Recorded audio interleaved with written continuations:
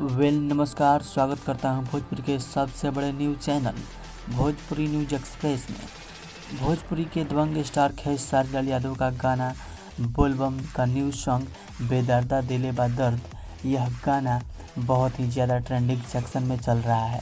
यह गाना 25 जुलाई 2022 को रिलीज हुआ। यह गाना कम से कम 1 घंटा में 1 मिलियन क्रॉस कर दिया था। बेदर्दा दिले बा दर्द, यह गाना को खेसारी लाल यादव और प्रियंका सिंह ने गाया है। इसका लिरिक्स कृष्णा बेदर्दी है।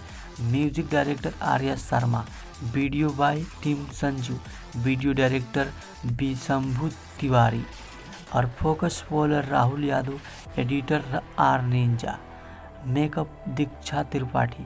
यह गाना में काफ़ी ज़्यादा मेहनत किए गए हैं। यह गाना का लिखे हैं अखिलेश कश्यप ने।